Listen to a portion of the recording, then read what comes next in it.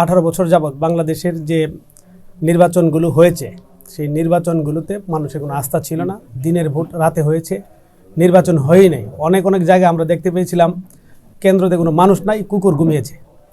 এইভাবে মানুষ আস্তে আস্তে নির্বাচন বিমুখ হয়ে গিয়েছিল। কিন্তু মানুষ এখন নির্বাচনে ভোট দিতে উন্মুখ হয়ে আছে।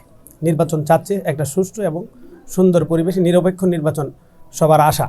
তখন এই পরিপ্রেক্ষিতে বাংলাদেশ জাতীয়তাবাদী দল আমরা তো নির্বাচন করার জন্য সম্পূর্ণ প্রস্তুত। আমরা আমাদের কার্যক্রম, বিশেষ করে আমি ব্রাহ্মণবাড়িয়া জেলা কসবা আখাউড়া ব্রাহ্মণবাড়িয়া 4 এই আসন নিয়ে আমি দীর্ঘদিন ধরে কাজ করতেছি এবং যখনই নির্বাচনের পরিবেশ হয়েছে, অর্থাৎ জুলাই আগস্টের বিপ্লবের পরবর্তী সময়ে আমাদের রাজনৈতিক কার্যক্রম আমরা আরও ভালোভাবে বিস্তৃত করেছি।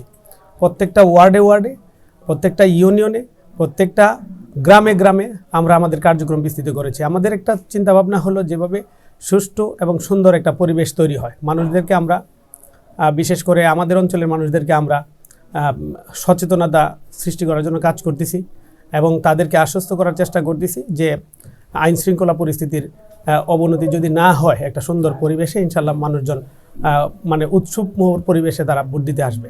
আমি বাংলাদেশ বর্তমান যে অন্তর্বর্তীকালীন সরকারের প্রধান উপদেষ্টা আমি ডক্টর মোহাম্মদ ইউনূস স্যারের কাছে আমি আবেদন জানাই, এই নির্বাচনকে সুষ্ঠু করার জন্য আইন শৃঙ্খলা পরিস্থিতির দিকে বিশেষভাবে খেয়াল করতে হবে।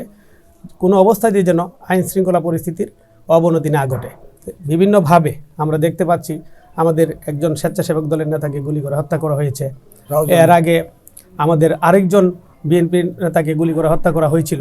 তো এই পরিবেশ যদি চলমান থাকে তাহলে মানুষ আস্তে আস্তে আস্থার সংকটে ভুগবে। আমি মনে করি এই পরিস্থিতি থেকে উত্তরণের জন্য আইন শৃঙ্খলা বাহিনীকে তৎপর হতে হবে, সরকারকে আরও বেশি এই ব্যাপারে মনোযোগ দিতে হবে এবং আমরা যারা আছি বাংলাদেশ জাতীয়তাবাদী দলের আমাদের অঞ্চলের আমি কথা বলি, আমরা সবাই সচেতন এবং সতর্ক আছি। সুতরাং আমি বিশ্বাস করি আগামী দিনে একটা চমৎকার একটা নির্বাচনী পরিবেশ তৈরি হবে। আমরা সাধারণ মানুষ সহ আমরা সবাই নির্বাচনের ভোট দেওয়ার জন্য অধীর আগ্রহে অপেক্ষায় আছি।